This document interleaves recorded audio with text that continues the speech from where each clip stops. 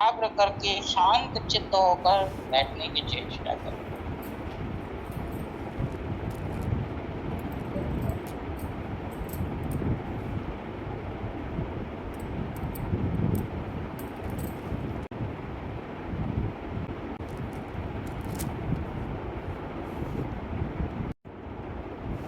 मन को एकाग्र करने की कुछ चर्चा हुई थी।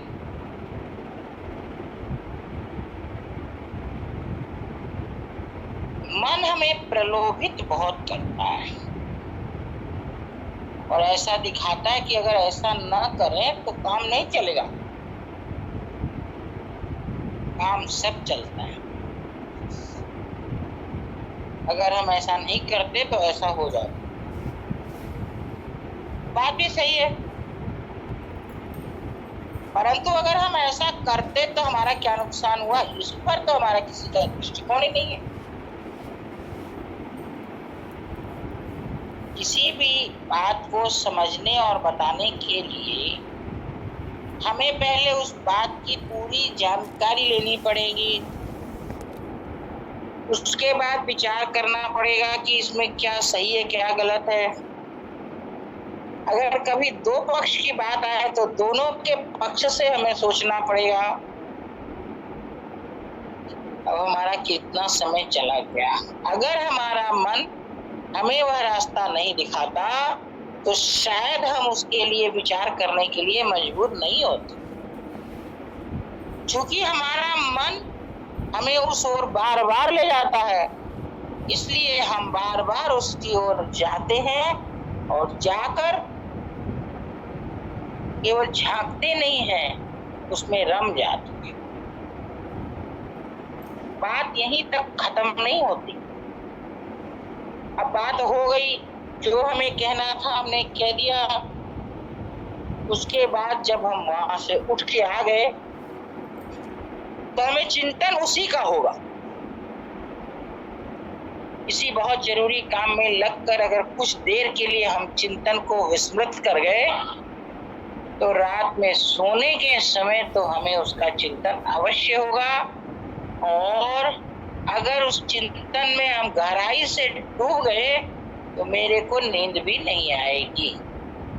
फिर हम उसका मंथन करेंगे कि क्या घटना थी, कैसे हुई, हमने जो बोला वो सही था कि नहीं, वो सही था कि नहीं था। सारा सोचना, सारा मंथन हमारा उस समय होने लगेगा। आप बताइए कि पहले तो हमने अपना उतना समय उसमें गंवाया, उतनी देर हमारा, अब हमने पहले तो अपना उतना समय उसमें गंवाया, उसके बाद जब हमारा समय हमने गंवा लिया और वो जिससे जो बात थी वो अपने घर चला गया, उसके बाद भी हमें उसका चिंतन बना रहा। अब वो एक दिन बनेगा कि 2 दिन बनेगा कि 3 दिन बनेगा, ये हमें पता नहीं है। अब आप बताइए कि ये परिणाम किसका है, मन की चंचलता का है कि और किसी का है। हमारा चिंतन का विषय प्रभु नहीं है तो हमारा मन हमें हमेशा धोखा देगा। मन को हमें एक ऐसी जगह लगाना है जो कि प्रभु के चिंतन के अतिरिक्त कोई चिंतन न करे। मन बड़ा चंचल है, ये बात सही है। अगर हमें उन्हें भगवान के चरण कमल में लगा देंगे तो कोई नतीजा नहीं निकलने वाला है, क्योंकि वो 2 मिनट 4 मिनट बाद चरण का चिंतन करके फिर भाग जाएगा। फिर हम थोड़े ऊपर आएंगे, उनके घुटनों पर लगा देंगे, कमर पे लगा देंगे, करधनी पे लगा देंगे, तो कुछ देर ही रहेगा, फिर वो भाग जाएगा। जो बड़ा चंचल। हमें प्रभु के सर्वांग सुंदरता पर, सर्वांग आभूषण पर, सर्वांग वस्त्रों पर, सर्वांग पर्यावरण पर मन को लगाना, स्थिर करना पड़ेगा। इतना सुंदर बाग है, उसमें प्रिया प्रियतम बैठे हैं, सखियां झूला झुला रही हैं, उनके बीच मध्य हम भी हैं, हम भी उनको झूला झुलाने के अंदर शामिल हो रहे हैं। आहा क्या छटा है।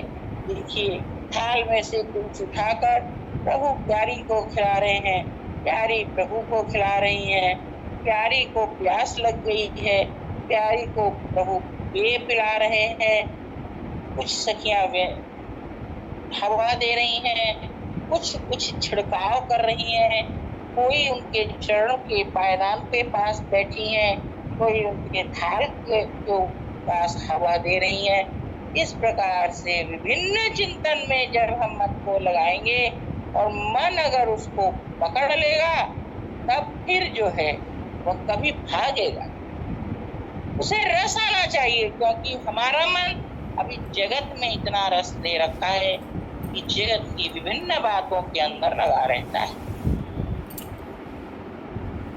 और एक जगह स्थिर रहने वाला नहीं है। जगत में भी कहिए कि एक जगह स्थिर रहता होगा तो कभी नहीं रहेगा। आप अपने मन का आकलन करके देख लीजिए, जगत में भी कभी वह एक जगह स्थिर नहीं रह सकता, क्योंकि वह बड़ा चंचल है, उसकी गति बड़ी तीव्र है। मन की गति तो कहते हैं कि पवन की गति से भी तीव्र है।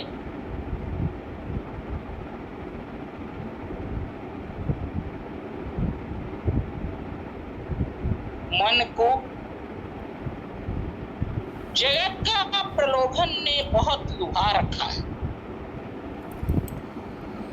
और जगत के प्रलोभन से निकाल कर अगर हम उसको प्रभु के चरणों में, पर प्रभु के सौंदर्य में, प्रभु की लीलाओं में लगा देंगे, तो बाबा ने अपनी प्रेम सत्संग सुधा माला में लिखा है, कुछ दिन अभ्यास आप करिए, उसके बाद तो वो वहां से निकलने वाला ही नहीं है। उसके सामने इतनी लीलाएं आएंगी, इतने दृश्य आएंगे कि उनको उससे बाहर निकलने की फुर्सत ही नहीं मिलेगी। चाहकर भी कोई उसको अपने में नहीं फंसा सकेगा, परंतु प्रारंभ तो हमें ही करना पड़ेगा ना। अब ये होता क्यों नहीं है, सबसे बड़ा प्रश्न है। क्योंकि हमें जगत की वस्तुएं जितनी प्यारी लग रही हैं, उनमें हमें जितना रस आ रहा है, उतना जुगल वर्ग की लीलाओं में, उनके वस्त्राभूषण में, उनकी केली कलाप में मन नहीं लग रहा है। और सबसे महत्वपूर्ण बात क्या है कि मेरा मन दिखाता है कि हम ये नहीं करेंगे तो काम कैसे चलेगा, लेकिन हम ये नहीं समझ पाते कि हम अगर नहीं करेंगे इसे तो दूसरा कर लेगा। पर वह जो चिंतन है, जो मनन है, जो प्रभु सेवा है, वो अगर हम नहीं करेंगे तो दूसरा नहीं कर सकेगा। दूसरा करेगा वो उसके खाते में जाएगा, हम करेंगे वो मेरे खाते में आएगा, परंतु इसका हिसाब रखना हम भूल गए।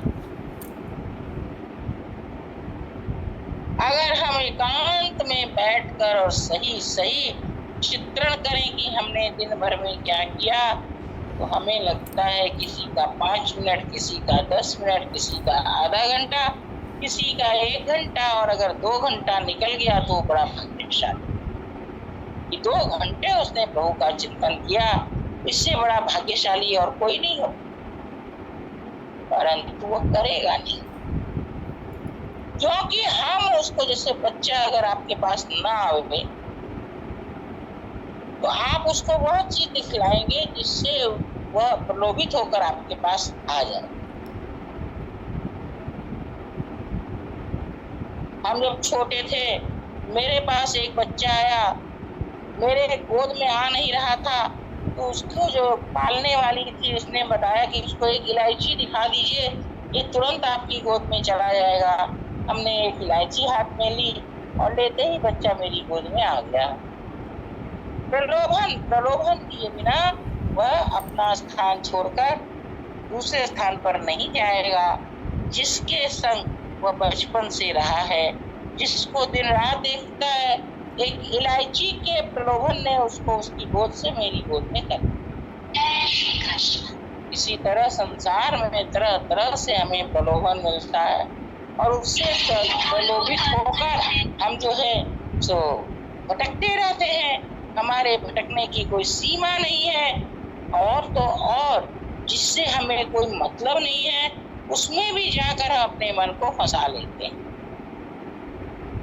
जैसे एक उदाहरण देते हैं, 2 जन बात कर रहे हैं, हम ट्रेन में सफर कर रहे हैं, दो जन कुछ बातें कर रहे हैं, अब हम सुनते रहे, वाद विवाद उनका बढ़ा, तो हम पूछेंगे अगर आप बुरा ना माने तो एक बात हम भी कह दें।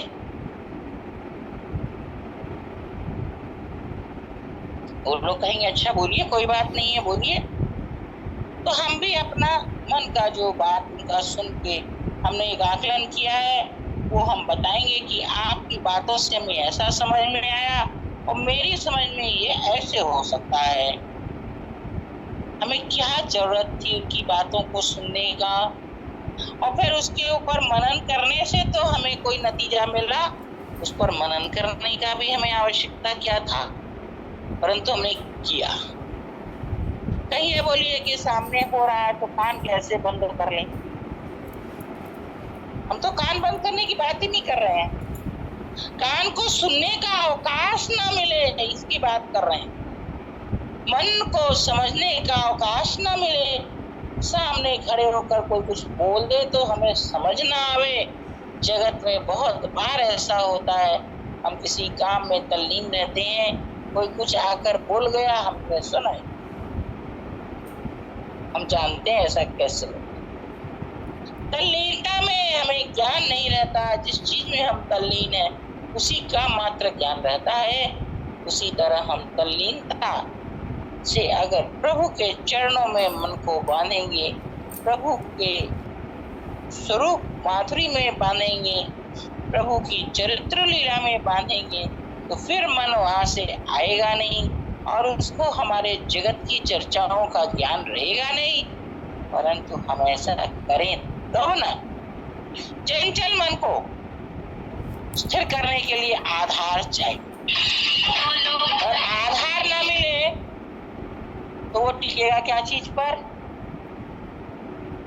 तो टिकने के लिए आधार चाहिए। अभी हम उसे जगत का आधार पकड़ा रखे और बाद में जब हम उसको प्रभु का आधार पकड़ा देंगे तो वो जगत के आधार की तरफ झांकने भी नहीं आएंगे। परंतु हम ऐसा करते, हम जिस चीज में रमे हुए हैं वह हमें बड़ी प्रिय लग रही है और हम उसी के इर्द गिर्द घूमना अपना कर्तव्य समझते हैं और उसको छोड़ देने पर हमें दुख होगा।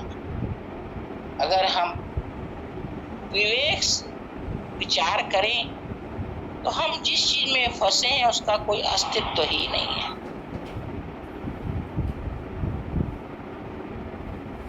एक दिन हम बहुत सुंदर थाली में बढ़िया बढ़िया सब्जी, मेवा, मिष्ठान, बढ़िया बढ़िया पकवान, इसी तरह की 2-3 तरह की रोटी, 3-4 तरह के सब्जी, चटनी डालकर ले आए और अपने पति को या बेटे को खिला रहे हैं।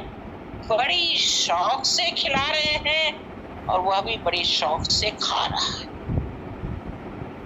कुछ दिन बाद उसको ज्वर हो जाता है।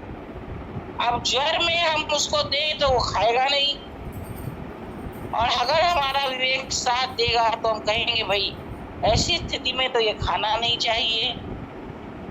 उसका आधार क्या रहा? हमने जिसको बहुत सुंदर सुंदर थाल में सजाकर खिलाया उसका आधार तो बीमारी ने छीन लिया, वो नित्य नहीं हुआ, वो अनित्य है। आज हमने खिलाया, हम कल खिला पाएंगे कि नहीं पाएंगे ये कौन जानता है। हमने खिलाया अपने लड़के को, लड़के ने कहा कि कल तुम बिल्कुल हमको ऐसा ही खाना खिलाना। हाँ बेटा, तुम्हारे से बढ़कर कुछ है क्या? बिल्कुल ऐसा ही खिलाऊं।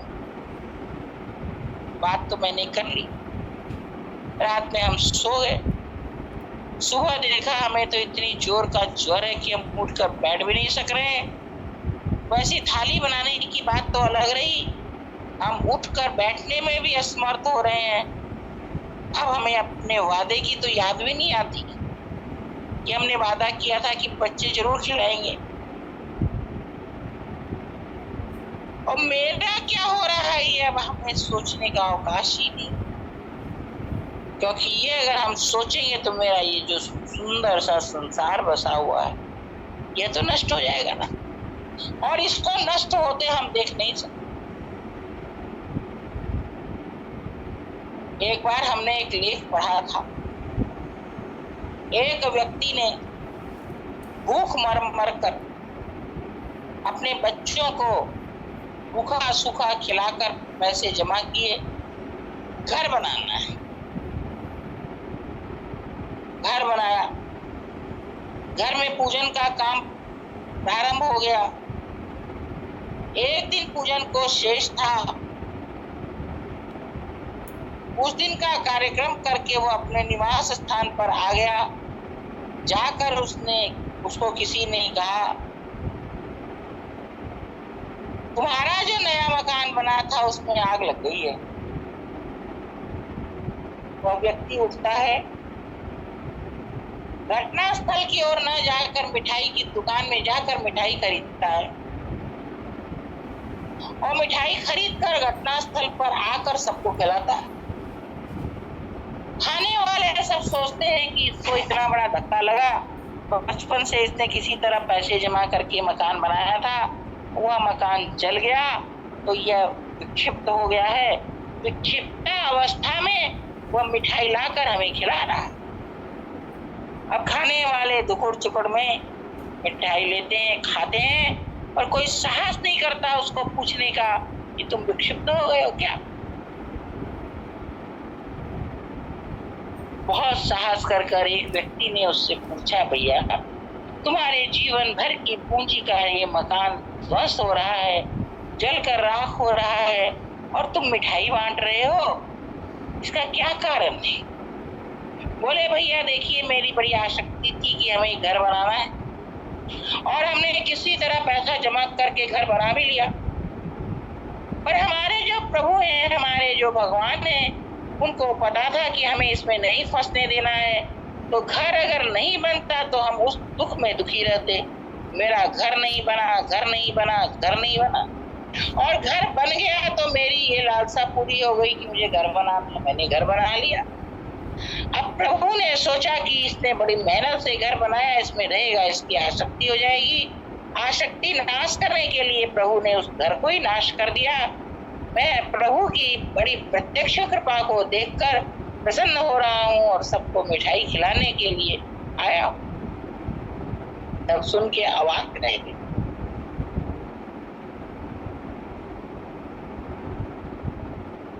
हम सब शायद ऐसा नहीं कर सकते, क्योंकि वो तो मेरा सोने का संसार उजड़ गया।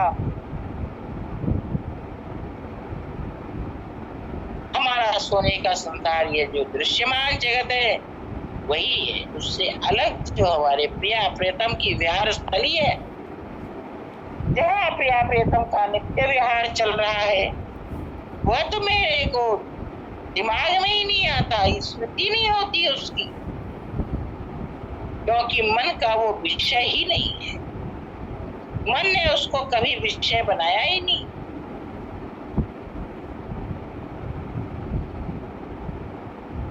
कई लोग आज उसको विषय बनाकर अपना जीवन बड़े सुख से बिता रहे। हम थोड़ा विचार करें, मन के चंचलता के प्रवाह में बहते हुए जिसकी जितनी उम्र है, सोचिए इतने वर्ष तो बीत गए। अब हमें क्या करना है, इसका निर्णय इसलिए जल्दी करना है कि हमारी आयु की लगभग हमें पता ही नहीं है कि आयु मेरी क्या है और कितनी है और कब ये हमारी खत्म हो जाएगी। इसलिए हमें जो करना है बहुत जल्दी में करना है, लेकिन हम कर नहीं पा रहे हैं। आज हम करने की दिशा में अपने कदम को बढ़ावें तो हमें शायद इसका बहुत लाभ मिलेगा। बोल बरसाने वाली की जय।